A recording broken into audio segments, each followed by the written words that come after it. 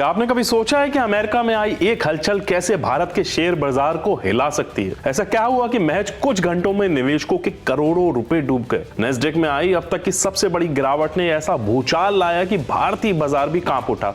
तो चलिए जानते हैं इस पूरी कहानी को डिटेल में, सरल भाषा में लेकिन पूरी सटीकता के साथ। अमेरिका बाजार में गिरावट का तूफान। 11 मार्च 2025 को अमेरिकी शेयर बाजार में भारी गिरावट देखी गई।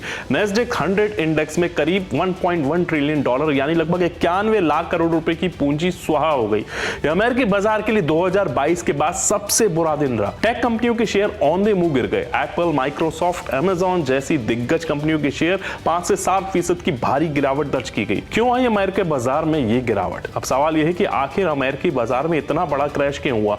इसके पीछे कई वजह मानी जा रही है।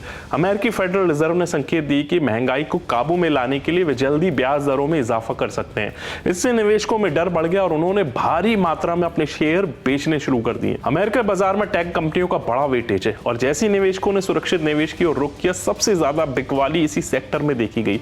इससे नैस्डैक पर सबसे ज्यादा दबाव पड़ा। वैश्विक स्तर पर बढ़ता भू राजनीतिक तनाव खासकर मध्य पूर्व और यूरोप में बाजार की अस्थिरता को और बढ़ा रहा है।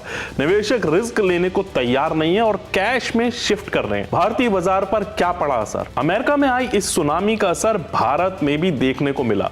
भारतीय शेयर बाजार ने 11 मार्च 2025 को बड़ी गिरावट के साथ शुरुआत की। शुरुआती कारोबार में सेंसेक्स 1000 अंकों से ज्यादा लुढ़क गया। निफ्टी 300 अंकों की गिरावट के साथ खुला और पूरे दिन दबाव में रहा। बैंकिंग और आईटी सेक्टर सबसे ज्यादा प्रभावित। अमेरिकी बाजार के साथ जुड़े होने के कारण भारतीय आईटी कंपनियों इंफोसिस, टीसीएस, विप्रो के शेयर 2 से 4% तक गिर गए।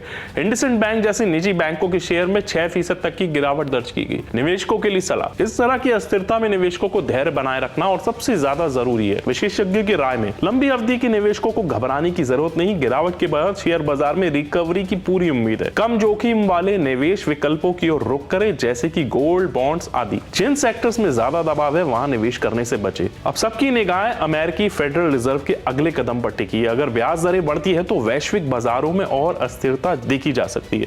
तो इस घटना ने एक बार फिर दिखा दिया कि कैसे वैश्विक बाजार की एक हलचल हमारी जेब पर भी असर डाल सकती है। आप इस बारे में क्या सोचते हैं हमें कमेंट में जरूर बताइए। जुड़े रहिए हमारे साथ ऐसी ही रोचक और महत्वपूर्ण खबरों के लिए। जय हिंद।